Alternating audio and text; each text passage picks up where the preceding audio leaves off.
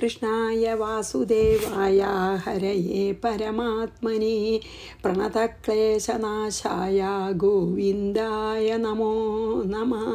ശ്രീമദ് ഭാഗവതം ഏകാദശ സ്കന്ധം അധ്യായം 29 ശ്ലോകം 33. നമ്മൾ ഭഗവാൻ പറയുകയാണ് എന്താ നമ്മൾ ആ ഭാഗമാണല്ലോ ചെയ്യണത്. അതായത് ബ്രഹ്മത്തെ അറിഞ്ഞാൽ പിന്നെ നമുക്ക് അറിയാൻ ബാക്കിയൊന്നുമില്ല. എന്താ കാരണം വെച്ചാൽ എല്ലാറ്റിൻ്റെയും കാരണം ബ്രഹ്മമാണ്. ആ മൂലകാരണം അല്ലെങ്കിൽ പരമകാരണത്തിനെ അറിഞ്ഞാൽ പിന്നെ അറിയാനായിട്ട് എന്താ ഉള്ളത്? സ്വർണം കൊണ്ടാണ് എല്ലാ ആഭരണങ്ങളും ഉണ്ടാക്കിയത് എന്ന് അറിഞ്ഞിട്ട് സ്വർണത്തെ അറിഞ്ഞാൽ പിന്നെ ഇനി എന്താ അറിയാനുള്ളത്? ബാക്കി ഒന്നും അറിയാനില്ലല്ലോ. അതുപോലെയാണ് പിന്നെയോ ഇനി അതായത് ഇതറിഞ്ഞാൽ പിന്നെ അറിയാത്തതായിട്ട് അറിയേണ്ടതായിട്ട് നമുക്ക് യാതൊന്നുമില്ല, അറിയാത്തതായിട്ടൊന്നുമില്ല. ഇതിനെപ്പറ്റി ഇതിനെപ്പറ്റി മനനം ചെയ്താൽ മനനം ചെയ്യാത്തതൊക്കെ മനനം ചെയ്ത ഫലാവെന്ന് പറയുന്നുണ്ട്. അതായത് ഛാന്തോക്യോപനിഷത്തിൽ ഇത് വളരെ വിസ്തരിച്ച് പറഞ്ഞിട്ടുണ്ടെന്ന് പിന്നെ ബാലകൃഷ്ണൻ നായർ സാറ് വളരെ വിസ്തരിച്ച് ഇതിനെ വ്യാഖ്യാനിച്ചിട്ടുണ്ട്. അതായത് അതുപോലെ തന്നെ എവിടെയാണ് ഒന്നും കേൾക്കാനില്ലാത്തത്, വേറൊന്നും കാണാനില്ലാത്തത്, ഇനി ഒന്നും അറിയാനില്ലാത്തത്, അതാണ് ബ്രഹ്മം എന്ന്. അതായത് പൂർണ്ണമാണ്. അതാണല്ലോ പൂർണ്ണമിതം പൂർണ്ണമാണ്.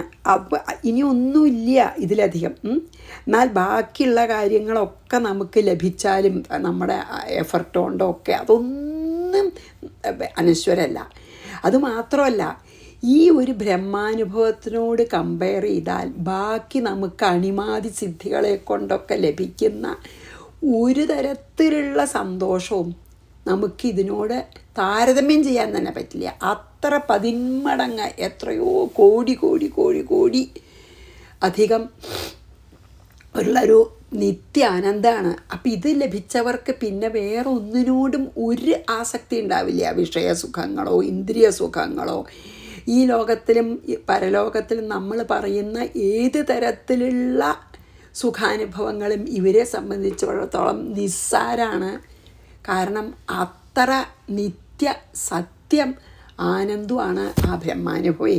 അതുകൊണ്ടാണ് അതുപോലത്തെ ഒരു ബ്രഹ്മം ആനന്ദം ലഭിച്ചാൽ പിന്നെ എല്ലാം അതറിഞ്ഞാൽ എല്ലാം അറിയപ്പെട്ടതായിത്തീരും. ഇതാണ് ഉപനിഷത്തുക്കളൊക്കെ പ്രതിജ്ഞ ചെയ്യണ ഒരു ജ്ഞാനം. അതായത് ബ്രഹ്മജ്ഞാനം ലഭിച്ചാലാണത്രേ ആനന്ദം പൂർണ്ണമാവുക. ആ ആനന്ദത്തിന് വേണ്ടിയാണ് ഓരോ ആത്മാവും അല്ലെങ്കിൽ ഓരോ ജീവാത്മാവും ഈ സുഖത്തിൻ്റെ പിന്നാലെ ഓടണത്. ആ പൂർണ്ണമായ ബ്രഹ്മാനന്ദത്തിന് വേണ്ടിയിട്ടാണ്. അപ്പോൾ ബ്രഹ്മജ്ഞാനം ലഭിച്ചാൽ നമ്മളുടെ ആനന്ദം പൂർണ്ണമായി എന്ന് പറയുകയാണ്. അതുകൊണ്ടാണ് നമുക്ക് ഈ യോഗാഭ്യാസം കൊണ്ട് അണിമാതി സിദ്ധികളൊക്കെ ഉണ്ടാവുമല്ലോ. പിന്നെ നമ്മൾ ജോലി എടുത്തിട്ടുള്ള ഐശ്വര്യം ഒക്കെ ഉണ്ടാവും, പുരുഷാർത്ഥങ്ങളൊക്കെ ഉണ്ടാവും. പക്ഷേ ഈ ജ്ഞാനം പോലെ, ഈവൻ മോക്ഷം പോലെ ആ ജ്ഞാനാനുഭവത്തിൽ വർത്തിക്കുന്ന ഒരാനന്ദം വേറെ ഒന്നുകൊണ്ടും ലഭിക്കില്ല എന്ന് ഭഗവാൻ പറഞ്ഞു അല്ലേ. ഇനി നമുക്ക് 34 വായിക്കാം. മർത്യോ യഥാ ത്യക്ത സമസ്തകർമ്മ നിവേദിതാത്മാ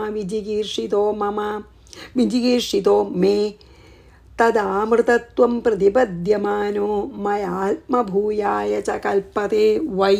എന്താണ് 34 ശ്ലോകത്തിൻ്റെ അർത്ഥം നമുക്ക് നോക്കാം.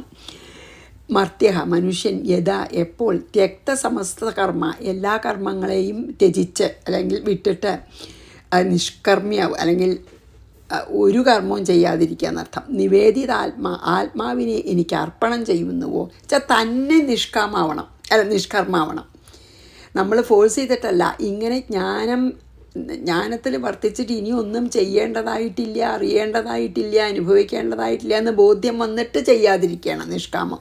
സമസ്ത കർമ്മങ്ങളും ത്യജിക്കുക. അങ്ങനെ ത്യജിച്ചിട്ട് ആത്മാവിനെ എന്നിൽ അർപ്പണം ചെയ്യുന്നുവോ അപ്പോൾ മേ വിജികീർഷിത അവൻ എനിക്ക് വളരെ ഇഷ്ടപ്പെട്ടവനായി ഭവിക്കുന്നു. അമൃതത്വം പ്രതിപദ്യ മാനഹ ആയതുകൊണ്ട് അവന് മോക്ഷം സിദ്ധിച്ച് മയ എന്നോട് ഐക്യം പ്രാപിക്കാൻ കൽപ്പതേ വൈ അർഹനായി ഭവിക്കുന്നു. എന്താണ് ഇതിൽ പറഞ്ഞാൽ എല്ലാ ഇങ്ങനെ ബോധ്യത്തോടു കൂട്ടുക, അതായത് ബ്രഹ്മാനുഭവം ലഭിച്ചതിന് ശേഷം വേറെ ഒരു അനുഭവം എനിക്കിനി അനുഭവിക്കേണ്ടതായിട്ടില്ല എന്ന് ബോധ്യം വന്ന് നമ്മളെപ്പോഴാണ് സർവകർമ്മങ്ങളെയും പരിത്യജിച്ച് ആ ഒരു സാധകൻ എന്നിൽ ആത്മസമർപ്പണം ആത്മനിവേദനം ചെയ്യുന്നത്, അപ്പോൾ ആ പുണ്യാത്മാവ് എനിക്ക് ഏറ്റവും പ്രിയപ്പെട്ടവനായിത്തീരുന്നു എന്ന് മാത്രമല്ല, ആ പുണ്യാത്മാവ് എന്നോട് ഐക്യം പ്രാപിക്കുന്നു എന്ന്. അതായത് ആത്മസാക്ഷാത്കാരത്തിന് അല്ലെങ്കിൽ ഭഗവാനായിട്ട് ഐക്യം പ്രാപിക്കാൻ അല്ലെങ്കിൽ ബ്രഹ്മൈക്യത്തിന് അവൻ അർഹനായിത്തീരുന്നു എന്ന്. എപ്പോൾ? ജ്ഞാനാനുഭവത്തിന് ശേഷം എല്ലാ കർമ്മങ്ങളും ത്യജിച്ച് എന്നിൽ ആത്മനിവേദനം ചെയ്യുന്ന സാധകൻ എന്തിന്? ബ്രഹ്മൈക്യത്തിന് അല്ലെങ്കിൽ എന്നിൽ ലയിക്കാൻ അർഹനായിത്തീരുന്നു. മർത്യോ യഥാ ത്യക്ത സമസ്ത കർമാ നിവേദിതാത്മാ വിജിഗീഷിതോ മേ തദാമൃതത്വം പ്രതിപദ്യമാനോ മയാത്മഭൂയായ ച കൽപ്പതേ വൈ. ഇനി ശ്രീശുകോവാച. സ ഏവ മാദർശിത യോഗമാർഗസ്തദോത്തമശ്ലോകവചോ നിശമ്യ ബദ്ധാഞ്ജലി പ്രത്യുപരുദ്ധകണ്ഠോ ന കിഞ്ചിദൂജേഷു പരിപ്ലുതാക്ഷ. അപ്പോഴേക്കും കണ്ണ് നിറഞ്ഞൊഴുകി, ഭക്തി കൊണ്ട് ഹൃദയം നിറഞ്ഞൊഴുകിയിട്ട് ഒന്നും പറയാൻ പറ്റാണ്ട് ഈ പറയാണ്. ആർക്കറിയോ? ഉദ്ധവനെ അത്ര ഭക്തനല്ലേ. ഏവം ഇപ്രകാരം ആദർശിത യോഗമാർഗം ഉപദേശിക്കപ്പെട്ടപ്പോൾ ആ ഉദ്ധവൻ തഥാ അപ്പോൾ ഉത്തമ ശ്ലോകവച നിശമ്യ, ഈ ഭഗവാന്റെ ഏറ്റവും വിലപ്പെട്ട ഉപദേശം കേട്ടിട്ട് പ്രത്യുപരുദ്ധകണ്ഠ, ആ സന്തോഷം കൊണ്ടും ഭക്തി കൊണ്ടും സ്നേഹം കൊണ്ടും ശബ്ദം ഇടറിക്കൊണ്ട്, അശ്രുപരിപ്ലുതാക്ഷ കണ്ണുകൾ നിറഞ്ഞൊഴുകിക്കൊണ്ട്, ബദ്ധാഞ്ജലിയും കൈകൾ കൂപ്പിക്കൊണ്ട്, ന കിഞ്ചിത് ഊജെ ഒന്നും പറയാൻ സാധിച്ചില്ല എന്ന്. ആർക്ക്? ഉദ്ധവനെ. അതായത് ഉദ്ധവന് ഇങ്ങനെ ഭഗവാൻ യോഗമാർഗമൊക്കെ ഉപദേശിച്ചത് കേട്ടപ്പോൾ എന്താണ് തൊണ്ട ഇടറിയിട്ട് കണ്ണ് നിറഞ്ഞൊഴുകിക്കൊണ്ട് ഒന്നും മിണ്ടാൻ പറ്റാതെ കുറേ നേരം അങ്ങനെ നിന്നുപോയി. ആര്? ഉദ്ധവൻ എന്ന ഏറ്റവും ഭഗവാന്റെ പ്രിയപ്പെട്ട ഭക്തൻ. ശ്രീശുകവാച. സ ഏവം ആദർശിതയോഗമാർഗസ്തദോത്തമ ശ്ലോകവചോ നിശമ്യ ബദ്ധാഞ്ജലി പ്രത്യുരുബദ്ധകണ്ഠോ പ്രീത്യുപരുദ്ധകണ്ഠോ ന കിഞ്ചിദൂജൈഷു പരിപ്ലുതാക്ഷഃ. 36. വിഷ്ടഭ്യ ചിത്തം പ്രണയാവകൂർണം ധൈര്യേണ രാജൻ ബഹുമന്യമാനഃ കൃതാഞ്ജലി പ്രാഹയതു പ്രവീരം ശീർഷ്ണ സ്പൃശംസ്തചരണാരവിന്ദം. 36. രാജൻ പ്രണയാവകൂർണം, അതായത് പരീക്ഷത്തിനോട് പറയാണ്, ഹേ പരീക്ഷിത് മഹാരാജാവേ പ്രണയാവകൂർണം. ശുഖബ്രഹ്മർഷിയാണല്ലോ. എന്താണ് സ്നേഹം കൊണ്ട് ചിത്തം ധൈര്യേണ വിഷ്ടഭ്യ അതെ മനസ്സിനെ ധൈര്യം കൊണ്ട് ദൃഢമാക്കി, അതായത് ധൈര്യം വീണ്ടെടുത്തിട്ട്, കരഞ്ഞിട്ട് വന്നു ഒന്നും പറയാൻ പറ്റാണ്ട് ഈ പറഞ്ഞല്ലോ കഴിഞ്ഞ ശ്ലോകത്തിൽ. പിന്നെ ധൈര്യം വീണ്ടെടുത്തിട്ട് ആത്മാനം തന്നെ ബഹുമത്യമാനഃ വളരെ കൃതാർത്ഥനായിട്ട് താൻ എത്ര ബ്ലെസ്സഡാണ്, ഞാൻ എത്ര സുഹൃതം ചെയ്തവനാണ് എന്ന് നല്ലോണം വിചാരിച്ചിട്ട് ശീർഷ്ണാതച്ചരണാരവിന്ദം ശിരസാൽ അങ്ങയുടെ തൃപ്പാദകമലങ്ങളെ, അതായത് നമസ്കരിച്ചു എന്നർത്ഥം. സ്പൃശൻ തൊട്ടു വണങ്ങി, അതായത് കാലോണ്ട് ഭഗവാന്റെ പാദങ്ങളെ തൊട്ടു വണങ്ങി എന്ന് പറഞ്ഞാൽ എന്താ അർത്ഥം? നമസ്കരിച്ചു അല്ലെ. നമസ്കരിക്കുമ്പോഴല്ലേ തല കൊള്ളുക, കാലുമ്പിലല്ലേ തല തൊടുക. കൃതാഞ്ജലി കൈകൾ കൂപ്പി യദുപ്രവീരം ശ്രീകൃഷ്ണനെ നോക്കി പ്രാഹ ഇപ്രകാരം പറഞ്ഞു. എന്നിട്ട് പിന്നെ എന്താണ് കുറച്ച് ധൈര്യമൊക്കെ സംഭരിച്ച്, ആദ്യം ഒന്നും പറയാൻ പറ്റാതെ നിന്നൂലോ വികാരവിവശനായിട്ട്, പിന്നെ ധൈര്യം സംഭവിച്ചിട്ട് പിന്നെന്താണ് കുറച്ച് നേരം കഴിഞ്ഞപ്പോൾ കുറച്ച് ധൈര്യമൊക്കെ ഉണ്ടാക്കിയിട്ട് ഭഗവാന്റെ പാദങ്ങളിൽ നമസ്കരിച്ചുകൊണ്ട് കൈകൂപ്പിക്കൊണ്ട് ഇപ്രകാരം ആര് പറഞ്ഞു? ഉദ്ധവൻ പറഞ്ഞു എന്ന് പറഞ്ഞു. ഉദ്ധവ ഉവാച. വിഷ്ടഭ്യചിത്തം പ്രണയാവകൂർണം ധൈര്യേണ രാജൻ ബഹുമന്യമാനാകൃതാഞ്ജലി പ്രാഹയതു പ്രവീരം ശീർഷ്ണ സ്പൃശംസ്തചരണാരവിന്ദം. എന്താ പറഞ്ഞ? ഉദ്ധവ ഉവാച. വിദ്രാവിതോ മോഹമഹാ, എന്തൊരു ഭാഗ്യല്ലേ, വിദ്രാവിതോ മോഹമഹാന്ധകാരോ യ ആശ്രിതോ മേ തവ സന്നിധാനാൽ വിഭാവസോഹോ കിം नु സമീപഗസ്യ ശീതം തമോഭി പ്രഭവന്ത്യജാദ്യ. എല്ലാ മോഹങ്ങളും അകന്നു. എന്തൊരു ഭാഗ്യവാനാണ്. ഉദ്ധവൻ പറഞ്ഞു, അജാദ്യ, ഹേ ബ്രഹ്മദേവന് പോലും ജന്മം നൽകിയ ഹേ ഭഗവാനെ, യഹ മോഹമഹാന്ധകാര, ഏതൊരു മോഹമഹാന്ധകാരത്തിൽ, അതായത് ഈ അജ്ഞാനമാകുന്ന ഇരുട്ടിൽ മേ ആശ്രിത, എന്നാൽ ആശ്രയിക്കപ്പെട്ടിരുന്നുവോ, അത് തവ സന്നിധാനാൽ, അങ്ങയുടെ സാന്നിധ്യം കൊണ്ട്, വിഭ്രാവിത, ഇതാ എൻ്റെ എല്ലാ അജ്ഞാനാന്ധകാരം നീക്കപ്പെട്ടിരിക്കുന്നു. വിഭാവസോഹോ സമീപഗസ്യ, അഗ്നിയുടെ സമീപം പോയ ഒരാൾക്ക് ഗീതം തമഹ ഭീ, തണുപ്പ്, ഇരുട്ട് ഒന്നും ഉണ്ടാവില്ലല്ലോ. അഗ്നിയുടെ ചൂട് കിട്ടില്ലേ, വെളിച്ചം ഉണ്ടാവും. അതുപോലെ കിംന പ്രഭവന്തി, അതുകൊണ്ട് എനിക്ക് ഭഗവാന്റെ ആ സാന്നിധ്യം കൊണ്ട് എൻ്റെ ഇരുട്ട് മുഴുവൻ, അജ്ഞാനമാകുന്ന ഇരുട്ട് മുഴുവൻ അകന്നിരിക്കുന്നു എന്ന് പറഞ്ഞാണ് ഉദ്ധവൻ അതായത് ഉദ്ധവൻ്റെ സംശയങ്ങളും ഭയവും ഈ മായയുടെ ബാക്കി എല്ലാ ഗുണങ്ങളെ കൊണ്ടുള്ള എല്ലാ ബുദ്ധിമുട്ടുകളും ഇല്ലാതെയായി. എല്ലാം ഭഗവാന്റെ ഇത് കേട്ടിട്ട് നല്ല ബോധ്യമായി. അപ്പോൾ ഉദ്ധവൻ പറഞ്ഞു, അതാ ശരിക്കും വളരെ ഗദ്ഗതകണ്ഠനായിട്ട് പറഞ്ഞു, എന്താ കുറച്ച് നേരം മിണ്ടാനാവേണ്ട എന്ന് പറഞ്ഞു. എന്നിട്ട് പറഞ്ഞു, ഭഗവാനെ, എൻ്റെ ഈ മോഹാന്ധകാരം മുഴുവൻ അകന്നിരിക്കുന്നു. അങ്ങയുടെ സാന്നിധ്യത്തിൽ ഇന്നെനിക്ക് ഒരു ഭയവും ഇല്ലാതെ ആയിരിക്കുന്നു. സൂര്യൻ്റെയോ അല്ലെങ്കിൽ അഗ്നിയുടെയോ സാന്നിധ്യത്തിൽ ഇരുട്ടിനോ തണുപ്പിനോ ഭയത്തിനോ അവകാശമില്ലല്ലോ. അതുപോലെയാണ് ഇപ്പോൾ അങ്ങ് എൻ്റെ ഉള്ളിൽ ഈ ജ്ഞാനദീപം തെളിച്ചിട്ട് എൻ്റെ അജ്ഞാനം പാടെ അകറ്റിയിരിക്കുന്നു. ഇനി എനിക്ക് ഒരു ഭയവും തോന്നണില്ല എന്ന് പറഞ്ഞു. എത്ര അല്ലേ, അങ്ങനെ ഇങ്ങോട്ട് സാധിച്ചു. ഉദ്ധവനെ ഭഗവാന്റെ സാന്നിധ്യത്തിൽ എത്ര നന്നായി പറഞ്ഞു കൊടുത്തു അല്ലേ ഈശ്വര ഗുരുവായൂരപ്പ. വിദ്രാവിതോ മോഹം ഉദ്ധവോച വിദ്രാവിതോ മോഹമഹാന്ധകാരോയ ആശ്രിതോ മേ തവ സന്നിധാനാൽ വിഭാവസോഹോ കിന്നു സമീപഗസ്യ. വിഭാവസ അഗ്നിയും സൂര്യനും പറയുന്നുണ്ട് കേട്ടോ ചരിതത്തിലൊക്കെ. അഗ്നിയുടെ സമീപത്ത് അഗ്നിയുടെ സമീപത്ത് ഇരിക്കുന്ന ആൾക്ക് തണുപ്പും ഇരുട്ടും ഭയവും ഒന്നും ഉണ്ടാവില്ലല്ലോ. ഇരുട്ടത്തല്ലേ ഭയമൊക്കെ. അതുപോലെ ഇപ്പം ഞാൻ എന്ന് പറയാണ്. വിഭാവസോഹോ കിന്നു സമീപഗസ്യ ശീതം തമോഭി പ്രഭവന്ത്യജാദ്യ. അതായത് സൂര്യനായാലും അങ്ങനെ തന്നെയാണ്. 38 പ്രത്യർപ്പിതോ മേ ഭവതാനുകമ്പിന ഭൃത്യായ വിജ്ഞാനമയ പ്രദീപ ഹിത്വാ കൃതജ്ഞസ്തവ പാദമൂലം കോന്യൽ സമീയാച്ചരണം ത്വദീയം. 38 അനുകമ്പിന, കരുണാസാഗരനായ ഭവത, അങ്ങയാൽ, ഭൃത്യായ, അങ്ങയുടെ ദാസനായ, മേ, എനിക്ക്, വിജ്ഞാനം മയമായ, വിജ്ഞാനം നിറഞ്ഞ, പ്രദീപ, ദീപം, പ്രത്യർപ്പിത, തിരിച്ചു നൽകപ്പെട്ടു. അങ്ങ് എന്നിൽ വിജ്ഞാനദീപം കൊളുത്തിയെന്ന്. കരുണാസാഗരനായിട്ടുള്ള അങ്ങയുടെ ഇഷ്ടദാസനായ എന്നിൽ ആ ജ്ഞാനദീപം കൊളുത്തി തന്നു. വിജ്ഞാനദീപം. തവ കൃതജ്ഞ, ഭവാൻ ചെയ്ത ഈ ഉപകാരത്തിൽ കഹ, ആരു തന്നെയാണ്, ത്വദീയം, പാദമൂലം, അങ്ങയുടെ പാദാവിരവിന്ദങ്ങളെ, ഹിത്വ, വിട്ടിട്ട്, അന്യശരണം സമീയാത്, വേറൊന്നിനെ ശരണം പ്രാപിക്കും. ഭഗവാൻ എൻ്റെ ഉള്ളിൽ അജ്ഞാനമാകുന്ന ഇരുട്ടിനെ മുഴുവൻ അകറ്റി ജ്ഞാനദീപം കൊളുത്തി തന്നു. ഇങ്ങനെ എനിക്ക് തന്ന ഈ അനുഗ്രഹത്തിന്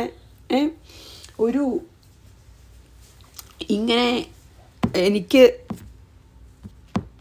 തന്ന ഈ അനുഗ്രഹം, ഇങ്ങനെ ഭഗവാൻ എനിക്ക് നൽകിയിട്ടുള്ള ഈ ഉപകാരം തന്നിട്ടുള്ള അങ്ങെപ്പോലുള്ള ആശ്രയിക്കത്തക്ക ഒരാളുടെ പാദപത്മങ്ങളെ വിട്ടിട്ട് വേറെ ആരുടെങ്കിലും പാദപത്മങ്ങളെ, വിവേകമുള്ള ആരെങ്കിലും ആശ്രയിക്കുമോ? എന്താ പറയണേ? അങ്ങേയറ്റം കരുണയോടെ അങ്ങയുടെ പ്രിയ ദാസനായിട്ടുള്ള എൻ്റെ ഉള്ളിലിതാ വിജ്ഞാനദീപം തെളിയിച്ചിരിക്കുന്നു. ഞാനിതാ അങ്ങയുടെ പാദപത്മങ്ങളെ സർവാത്മന ആശ്രയിക്കുന്നു. എനിക്ക് തന്ന ഈ ഉപകാരത്തിന് പകരം ഞാൻ അങ്ങയല്ലാതെ ആരെ ആശ്രയിക്കും എന്ന് പറയാണ്. ഞാൻ ആശ്രയിക്കത്തക്കതായിട്ട് ഭഗവാനെ പോലെ ആരുമില്ല. കാരണം മായാതീതനാണ്. അപ്പം മായാസാഗരത്തിൽ നിന്ന് നമ്മളെ കരകയറ്റണമെങ്കിൽ ഭഗവാനല്ലാതെ ആർക്കും, ഒരു ദേവന്മാർക്കും പറ്റില്ല. ഭഗവാൻ മാത്രമേ മായാതീതനുള്ളൂ തന്നെയാണ് പിന്നെ എന്താ പറയുക ഭാഗവതത്തിലെ. അപ്പോൾ അതാണ് പറഞ്ഞ് ഞാൻ വേറെ ആരെ ശരണം പ്രാപിക്കും? പ്രത്യർപ്പിതോ മേ ഭവതാനുകമ്പിനാ ഭൃത്യായ വിജ്ഞാനമയ പ്രദീപ ഹിത്വാ കൃതജ്ഞസ്തവ പാദമൂലം കോന്യൽ സമീയാച്ഛരണം ത്വദീയം. 39. വൃഗ്നശ്ച മേ സുദൃഢസ്നേഹപാശോ ദാശാർഹവിഷ്ണ്യന്ധകസാത്വതേഷു പ്രസാരിത സൃഷ്ടിവിവൃദ്ധയേ ത്വയാ സ്വമായയാ സ്വാത്മവിവേക ഹേദിന. ഇതിപ്പോൾ ശരിക്കും കുന്തി പറയണ പോലെ തന്നെ പറയുകയാണ്. എൻ്റെ എല്ലാ സ്നേഹപാശത്തിനെയും പൊട്ടിച്ചു പറയുകയാണ്. എന്താണ് 39 ദാശാർഹ വൃഷ്ണ്യന്ധക സാത്വതേഷു. ദാശാർഹന്മാർ, വൃഷ്ണികൾ, അന്ധകന്മാർ, സാത്വകന്മാർ, സൃഷ്ടി വിവൃദ്ധയെ സൃഷ്ടി വർദ്ധിക്കുവാനായിട്ട് ത്വയാ സ്വമായ സ്വന്തം മായയാൽ അങ്ങയുടെ തന്നെ മായ കൊണ്ട് പ്രസാരിത ഉണ്ടാക്കപ്പെട്ട സുദൃഢ വളരെ ദൃഢമായ സ്നേഹപാശം.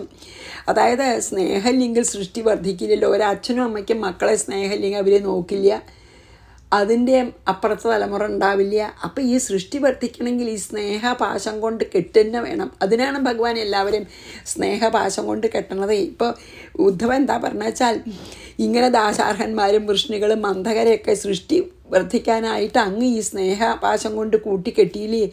ആ സ്നേഹപാശത്തിനെ, ആ സ്നേഹം എന്ന ആ വലിയൊരു കയറിനെ അല്ലെങ്കിൽ ആ പിന്നെ എന്താ പറയുക വലയെ സുബോധഹേദിന ആത്മതത്വജ്ഞാനമാകുന്ന ഈ കത്തിയാൽ, അതായത് ജ്ഞാനമാകുന്ന വാളിനാൽ ഹി വൃക്കണഹാച്ച മുഴുവനും അങ്ങ് മുറിച്ചു തന്നു.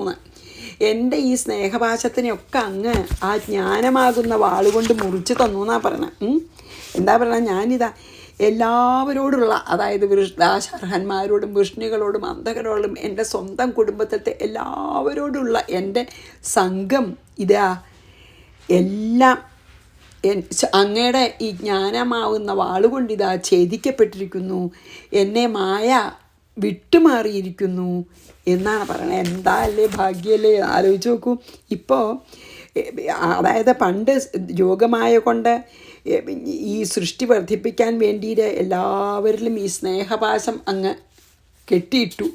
ഇപ്പോൾ ആ സ്നേഹപാശം ഇപ്പോൾ അങ്ങ് തന്നെ എന്നിൽ തെളിയിച്ച ആ വിജ്ഞാന ദീപത്താൽ ഛേദിക്കപ്പെട്ടിരിക്കുന്നു, ഞാൻ മായയിൽ നിന്നും മുക്തനാകപ്പെട്ടിരിക്കുന്നു എന്ന് പറഞ്ഞു. വളരെ സന്തോഷമായി പിന്നെ ഉദ്ധവന്.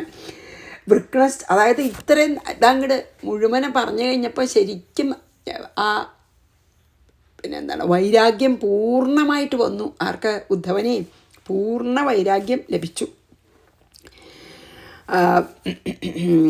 വൃക്ണശ്ചമേ സുദൃഢ സ്നേഹപാശോ, അത് മുറിക്കപ്പെട്ടു, ഛേദിക്കപ്പെട്ടു. ഇത് തന്നെയാണല്ലോ കുന്തിയും പറഞ്ഞത്, ഈ സ്നേഹപാശത്തിനെ മുറിച്ച് കളയണേ, അല്ലെങ്കിൽ എങ്ങനെ ഏത് സമയത്തും ഭഗവാനെ ആലോചിക്കാൻ പറ്റുക അല്ലേ? നമുക്ക് ആ സ്നേഹപാശം മുഴുവനും വിട്ട് വൈരാഗ്യം വന്നാൽ തന്നെ നമുക്ക് പിന്നെ നിരന്തരം ഭഗവത് സ്മരണ ഉണ്ടാവാനും നമുക്ക് എപ്പോഴും ഭഗവാനെ ആശ്രയിക്കുകയാണ്. എല്ലാറ്റിലും ഭഗവത് സാന്നിധ്യം കാണണമെങ്കിൽ അത് വേണമല്ലോ. അതുണ്ടാക്കി തരാനും ഭഗവാനെ പറ്റുള്ളൂ. നമ്മുടെ പ്രയത്നം കൊണ്ട്, പുരുഷപ്രയത്നം കൊണ്ട് സാധിക്കേണ്ടത് വളരെ തുച്ഛം. ഭഗവത് കൃപ കൊണ്ട് തന്നെ അത് പറ്റുള്ളൂ. വിക്രശ്ചമേ സുദൃഢ സ്നേഹപാശോ ദാശാർഹവൃഷ്ണ്യന്ധകസാത്വതേഷു പ്രസാരിത സൃഷ്ടിവിവൃദ്ധയേ ത്വയാ സ്വമായ സ്വാത്മവിവേകഹേദിനാം. ഇനി 40 നമുക്ക് വായിക്കാം. നമോസ്തുതേ മഹായോഗിൻ പ്രപന്നമനുഷാധിമാം യഥാത്വച്ചരണാം ഭോജേരതി സ്യാദനപായിനി. ആ വളരെ ഫേമസ് ആയിട്ടുള്ള ആ ശ്ലോകമാണ്. നമോസ്തുതേ മഹായോഗിൻ പ്രപന്നമനുഷാധിമാം യഥാത്വച്ചരണാം ഭോജേരതി സ്യാദനപായിനി. ദിവസേന ചെല്ലാവുന്നതാണ്. മഹായോഗിൻ, ഹേ മഹായോഗീശ്വര, തേ തമഹ അസ്തു, ഭവാന് നമസ്കാരം. തേ നമസ്തു അല്ലേ, നമസ്തു എന്നാണ്.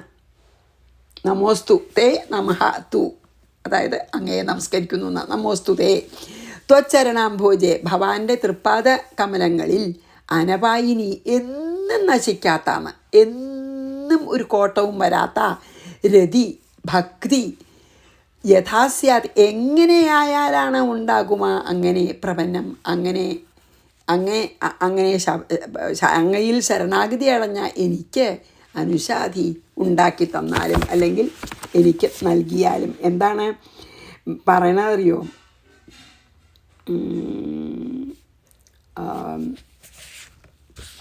അപ്പോൾ ഇതാ ഞാൻ എൻ്റെ സംഘമൊക്കെ മാറി, ഞാൻ മായ എന്നെ വിട്ടുമാറിയിരുന്നു, ഞാൻ അങ്ങയെ ഇതാ സർവാത്മന നമസ്കരിക്കുന്നു.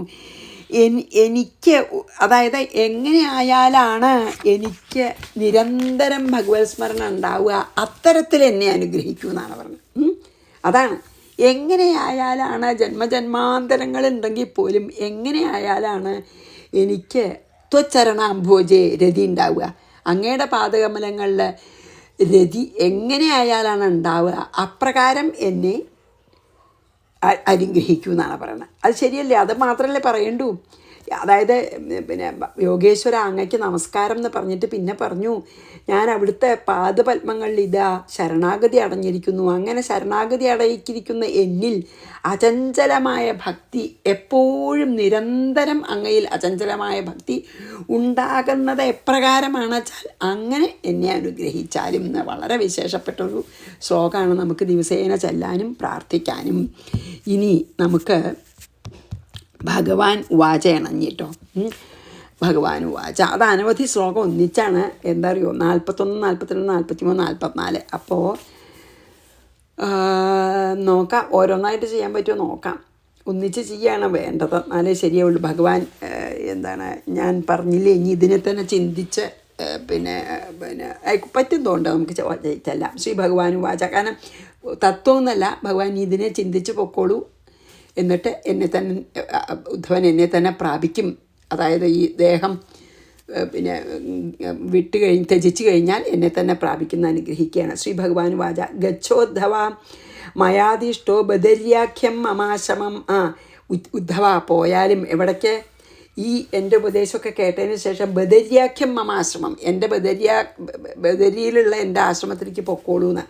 തത്ര മത് പാദതീർത്ഥോദേ സ്നാനോപസ്പർശനീഹി ശുചിഹി. അവിടെ ഗംഗാതീർത്ഥം, അതാണ് ഭഗവാന്റെ കാലത്തെ വെള്ളം കഴുകിയതാണല്ലോ ഗംഗ. ആ ഗംഗയിൽ പിന്നെ കുളിക്കുകയും അതിനെ ആചമനമൊക്കെ ചെയ്ത് പരിശുദ്ധനായിട്ട് അവിടെ ഇരുന്നോളാൻ പറയുകയാണ്. അതാണ് ഗച്ഛോദ്ധവ മയാദിഷ്ടോ ബദര്യാഖ്യ. ഞാൻ പറഞ്ഞ പോലെ ബദരിയിൽ പോയിട്ട് മമ ആശ്രമം അവിടെ താമസിച്ച് തത്ര മത് പാദതീർത്ഥോദേ, അതായത് ഗംഗാനദിയിലത്തെ അളകനദിയിലത്തെ വെള്ളം കൊണ്ട് സ്നാനോപസ്പർശനീഹി ശുചി, അങ്ങനെ സ്നാനവും പിന്നെ ആചമനമൊക്കെ ചെയ്ത് അർഘ്യം അതൊക്കെ ചെയ്ത് ശുദ്ധനായിട്ടിരിക്കൂ. പിന്നെയോ ഈക്ഷയാളകനന്ദായ വിധൂതാശേഷ കൽമഷഃ വസാനോ വൽക്കലാന്യംഗ വന്യഭുക്സുഖ നിസ്പൃഹ.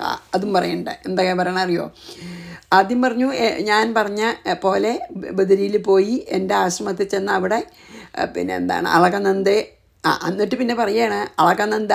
ആദ്യം അളകനന്ദയെ ഈക്ഷയ നോക്കുന്നത് കൊണ്ട് തന്നെ വിധൂതാശേഷ കൽമഷഃ, ആ അളകനന്ദയെ വീക്ഷിച്ചാൽ തന്നെ സകല പാപങ്ങളെയും നശിക്കും എന്ന് പറയാണ്. പിന്നെയോ മത് പാദതീർത്ഥോദേ, പിന്നെ ഈ ഗംഗയിൽ കുളിക്കൊക്കെ സ്നാനോപസ്പർശനെ കഴിഞ്ഞതിൽ പറഞ്ഞില്ലേ, സ്നാനമാചമനതൊക്കെ ചെയ്തിട്ട് ശുദ്ധനായിട്ട് വൽക്കലാനി മരവുരി ധരിച്ച്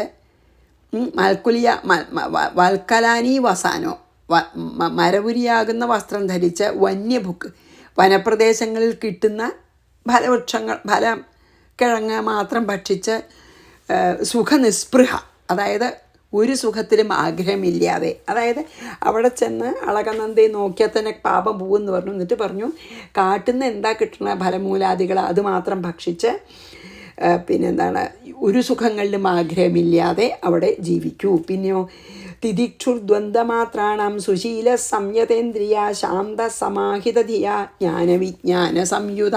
പിന്നെന്താ പറഞ്ഞ ദ്വന്ദ്വമാത്രാണം തിദിക്ഷു മീൻസ് എന്താ അറിയോ?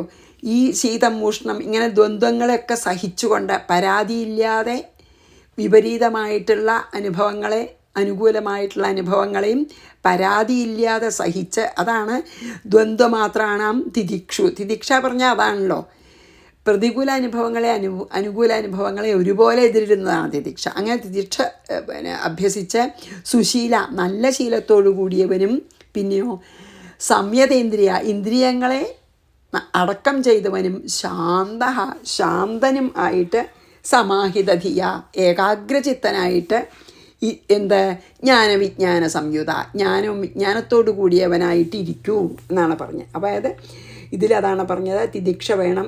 അതായത് ദ്വന്ദ്ങ്ങളെ ഒരുപോലെ പരാതിയില്ലാതെ സഹിക്കണം. നല്ല ശീലത്തോടു കൂടി ഇന്ദ്രിയങ്ങളെ ഇന്ദ്രിയങ്ങളെ അടക്കി ശാന്തനായി ഏകാഗ്രചിത്തനായി ജ്ഞാനവിജ്ഞാനത്തോടു കൂടി മത്തോനു ശിക്ഷിതം യത്തെ വിവിക്തമനുഭാവയൻ മയ്യാവേശിതവാക്ചിത്തോ മദ്ധർമ്മനിരതോ ഭവ അതിവ്രജ്യ ഗതിസ്ത്രീസോ മാമേഷ്യസി തതപ്പരം. അതാണ്. അപ്പം നമുക്ക് നോക്കാം പിന്നത്തെ ഈ 3 വരി. അങ്ങനെ ഏതൊന്നതിനാൽ മത്തഹ അനുശിക്ഷിതം എന്നിൽ നിന്നും അഭ്യസിക്കപ്പെട്ടതോ. അപ്പം ഞാൻ പറഞ്ഞുവല്ലോ ഈ ഉപദേശമൊക്കെ, അത് വിവിക്തം അതിനെ നല്ലവണ്ണം ആലോചിച്ച് മനനം ചെയ്ത് കോണ്ടംപ്ലേറ്റ് ചെയ്യണമെന്ന്. അനുഭാവയൻ അനുഭവിച്ചുകൊണ്ടും, അപ്പോൾ അത് അനുഭവമാവുകയും ചെയ്യും. ജ്ഞാനം ഇപ്പം കിട്ടിയല്ലോ, അതിനെ വിജ്ഞാനമാക്കണം ചേണ്ട. ഇപ്പം ഞാൻ നൽകപ്പെട്ട ജ്ഞാനത്തെ അനുഭവമാക്കി തീർത്തുകൊണ്ട് മയി ആവേശിത വാക്ചിത്ത എന്നിൽ വാക്കിനെയും മനസ്സിനെയും ശരീരത്തിനെയും ഒക്കെ അർപ്പിച്ചവനും. പറഞ്ഞുവല്ലോ ത്രികരണങ്ങളും എന്നിൽ സമർപ്പിക്കണം എന്ന്. അതാണ് മാക്ക് മനസ്സും ശരീരം. ഇപ്പം ഇതിൽ ശരീരം പറഞ്ഞില്ല എങ്കിലും മദ്ധർമ്മനിരത, അതായത് ഭാഗവതധർമ്മങ്ങളിൽ തന്നെ മുഴുകിയിട്ട്. മദ്ധർമ്മം എന്താ? ഭാഗവതധർമ്മം. അതായത് എല്ലാം ഭഗവതർപ്പണമായിട്ട് ചെയ്യുക. ഭവിക്കുക തതപ്പരം അതിനുശേഷം തിസ്രോഗതീഹി ത്രിഗുണങ്ങളാൽ ഉണ്ടാകുന്ന എല്ലാറ്റിനെയും അതീതമായി പോയി അതിവ്രജാന്ന് അതിനെയൊക്കെ ത്രിഗുണങ്ങളാൽ കാണുന്ന ഈ സംസാരത്തിനെ മറികടന്ന് മാം ഏഷ്യസി അങ്ങ് എന്നെ പ്രാപിക്കും. അതാണ് പറഞ്ഞത്. അപ്പോൾ പിന്നെ ഒന്നുകൊണ്ടും വിഷമിക്കണ്ട എന്ന് പറഞ്ഞിട്ട് ഭഗവാൻ പറയാണ്, ഉദ്ധവരെ ഇനി എൻ്റെ സാന്നിധ്യം എപ്പോഴുമുള്ള ബദരിയാശ്രമത്തിലേക്ക് പൊക്കോളൂ. അവിടെ എൻ്റെ പാദതീർത്ഥം തന്നെയായിട്ടുള്ള ഗംഗയിൽ കുളിച്ച് അവിടെ ജീവിക്കൂ. എന്നിട്ട് അളകനന്ദയെ ദർശിച്ച് മനസ്സിലത്തെ എല്ലാ മാലിന്യങ്ങളെ അകറ്റൂ. മരവുരി ധരിച്ച് വനത്തിലുള്ള ഫലമൂലങ്ങൾ മാത്രം ഭക്ഷിച്ച് കഴിഞ്ഞുകൂടൂ. നല്ല തിദിക്ഷ അഭ്യസിക്കാം. ശീതോഷ്ണം സുഖദുഃഖം അങ്ങനത്തെ ദ്വന്ദ്ങ്ങളെയൊക്കെ ഒരു പരാതിയില്ലാതെ സഹിച്ച് തിദിക്ഷയോടുകൂടി ഇരിക്കൂ. ഇന്ദ്രിയങ്ങളെ അടക്കൂ. പിന്നെയോ എന്നിട്ട് വിജ്ഞാനത്തിന് ലഭിച്ച ജ്ഞാനത്തിനെ വിജ്ഞാനമാക്കാൻ അനുഭവമാക്കാൻ മനസ്സിനെ പാകപ്പെടുത്തൂ. എന്നിട്ട് ഒന്നിലും ആഗ്രഹമില്ലാതെ പിന്നെ ബ്രഹ്മത്തിൽ വർത്തിക്കൂ. ഞാൻ പറഞ്ഞ എല്ലാ ഈ തത്വങ്ങളും നല്ലോണം മനനം ചെയ്ത് വിചാരം ചെയ്ത് ഉറപ്പിക്കൂ. വാക്കും ചിത്തവും ശരീരവും എല്ലാം എന്നിൽ അർപ്പിച്ച് എപ്പോഴും ഭാഗവതധർമ്മം അനുഷ്ഠിച്ച് ഇരിക്കൂ. ഇങ്ങനെ ആയാൽ അങ്ങ് ഈ സംസാരത്തിനെ മറികടന്ന് എന്നെ തന്നെ പ്രാപിക്കും എന്നാണ് ഭഗവാന്റെ അവസാനത്തെ വാക്ക് ഉദ്ധവനോട്. അപ്പോൾ നമുക്ക് ഇന്ന് പിന്നെന്താണ് ഇതും കൂടി വായിച്ചങ്ങോട്ട് നിർത്താട്ടോ.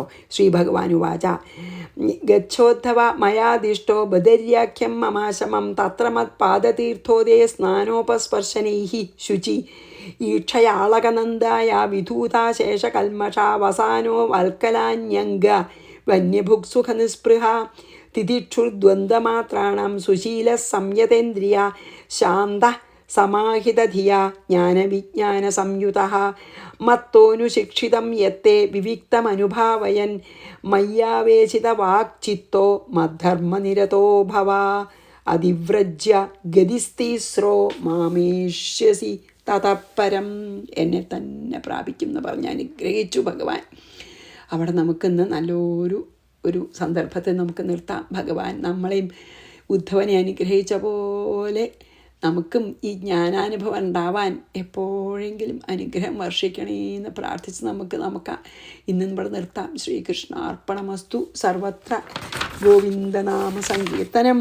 ഗോവിന്ദ ഗോവിന്ദ. ഗുരുവായൂരപ്പ ശരണം. സമസ്താപരാധം ക്ഷമസ്വമേ.